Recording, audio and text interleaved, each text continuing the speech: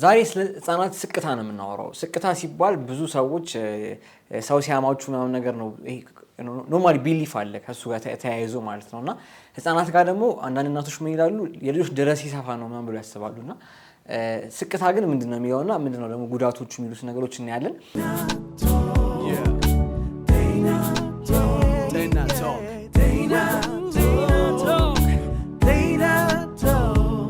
ጤናቱ ተጀመረ። ዶክተር ብሩክ ነኝ። መልካም ቆይታ።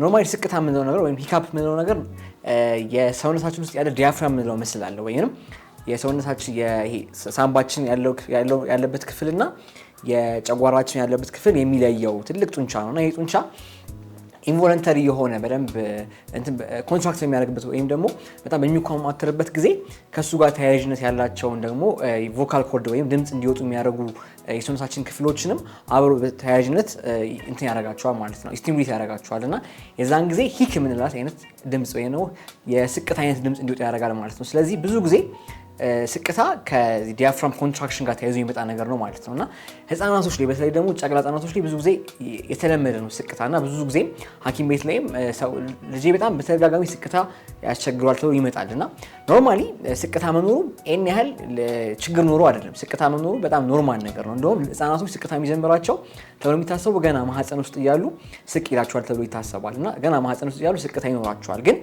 ስቅታ መኖሩ ኖርማል ከሆነ ግን ኖርማሊ ለምንድን ነው ኮዞቹ ምንድን ናቸው? ወይ ነው ስቅታ እንዲመጣ የሚያደርጉት በተለይ ህፃናቶች ላይ የሚመጡባቸው ኮዞች ምንድን ናቸው ብለን ስናይ የመጀመሪያው ኮዝ የልጆች የዳይጀስቲቭ ሲስተም ወይም ደግሞ የጨጓራቸው ሲስተም በጣም የዳበረ አይደለም እና ብዙ ጊዜ ልጆች ለምሳሌ ቦትል ፊዲንግ ወይም ደግሞ በጡጦ ምናምን የሚጠቡ ህፃናቶች ከሆኑ አየር ወደ ሰውነታቸው በጣም ይገባል፣ ወደ ጨጓራቸው በጣም አየር ይገባል። የዛን ጊዜ ይሄ አየር አንደኛው የስቅታ ምክንያት ተብሎ ይታሰባል ማለት ነው። ደግሞ ዲያፍራማቸው ከዚህ ጋር ተያይዞ ሪሴት እንዲያደርግና ኮንትራክት እንዲያደርግ ያደርገዋል። ቅድም ባልኳቸው ሜካኒዝም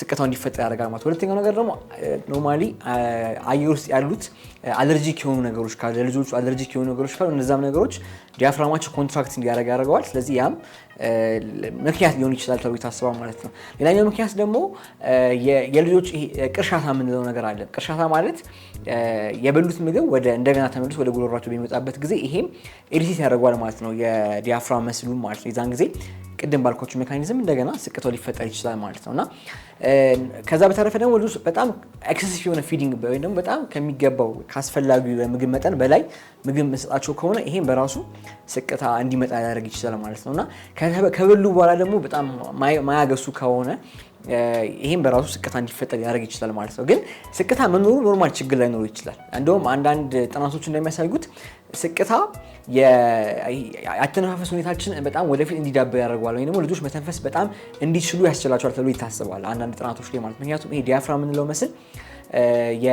የመተንፈሻ አንዱ ደግሞ ጡንቻ ነው ማለት እንድንተነፍስ የሚያደርገን የጡንቻ አይነት ነውና የዚህ ጡንቻ በደንብ መዳበርን ያመለክታል ተብሎ ይታሰባል ስቅታ መኖሩና ያን ያህል ኮንሰርኒንግ ነገር ላይሆን ይችላል ስቅታና ልጆች ኖርማሊ ከ10 ከ15 ደቂቃ ስቅታ እንትን ካረጋችሁ በኋላ ከ15 ደቂቃ ምናምን በኋላ ይጠፋል ስቅታው። ግን ስቅታው በጣም የሚቆይባችሁ ከሆነ የሚደጋገምባችሁ ከሆነ ማድረግ ያለባችሁ አንዳንድ ፕሪቬንቲቭ ነገሮችን ልንገራችሁ። አንደኛው ፓሲፋየር ወይም ደግሞ የእንጀራ ናስ መጠቀም ነው።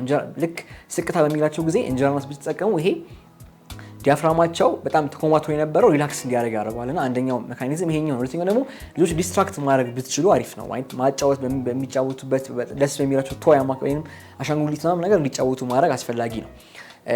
ከዛ በተረፈ በጣም እዚህ ጋር አንድ ነገር መታወቅ ያለበት ነገር ምንድነው ይሄን ነገር ስቶፕ ከማድረግም በላይ ፕሪቬንት የምናደርግባቸው ሜካኒዝሞች ሊኖሩ ይችላሉ። ለምሳሌ አንደኛው ስናጠባቸው ወይም ከዚህ በፊት የሰሩት ቪዲዮ አለ ልጆችን ማጥባት እንዴት ስናጠባቸው ያሉትን አሪፍ ፖዚሽኖች እና ልጆች በጣም ታጥፈው መጥባት የለባቸውም። አፕራይት በደንብ ቀጥ ብለው ቢጠቡ ጥሩ ነው። ከዛ በተረፈ ደግሞ ከጠቡ በኋላ ኖርማሊ ጀርባቸውን ማሳጅ ብናደርግላቸው አሪፍ ነው። ከዛ እንዲያገሱ ብናደርግላቸው አሪፍ ነው። በተለይ ደግሞ በጣም የሚያስቸግራቸው ከሆነ ግሳቱን የሚያገሱበትን ታይም በመሀል ላይ ብናደርገው፣ ለምሳሌ አጥብተን ከጨረስን በኋላ ከሆነ የምናደርግ የነበረው አሁን ግን መሀል ላይ አቋርጠን መሀል ላይ ያስከስተን እንደገና ደግሞ እንዲጠቡ እንደገና ብናደርግ አሪፍ ነው። ከዛ በተረፈ በሚጠቡበት ጊዜ ልጆች በጣም ሪላክስድ ሆነ ወይም በሚያለቅሱበት ጊዜ በሚነጫነጩበት ጊዜ ባይሆን ይመከራል። ኖርማሊ ሪላክስድ ሆነ ወይም ደግሞ በጣም ደስተኛ በሚሆኑበት ጊዜ ብናጠባቸው ሞር አሪፍ ነው ማለት ነውና ከዛ በተረፈ ደግሞ ቦትል ፊዲንግ የሆኑ ህፃናቶች ከሆኑ በጣም ስቅታ ሊያስቸግራቸው ይችላል። ምክንያቱም አየር ብዙ ስለሚገባ ማለት ወደ ሰውነታቸውና ቢቻል ቦትል ፊዲንግ ወይም ደግሞ በጡት የሚጠቡትን ጊዜ ቀንሰን ጡት እንዲጠቡ ብናደርግ ሞር አሪፍ ነው ማለት ነው። ከዛ ውጪ የልጆችን ኦቨር የሆነ ወይም ከሚገባቸው ምግብ በላይ ምግብ ወይም እንዲጠቡ ማድረግ ይህም ሌላኛው ችግር ስለሆነ እሱን ብናስወግድ ሞር አሪፍ ነው ማለት ነው። ስለዚህ ግን ጀነራሊ ግን ስቅታ በጣም ኖርማል ቲንግ ነው።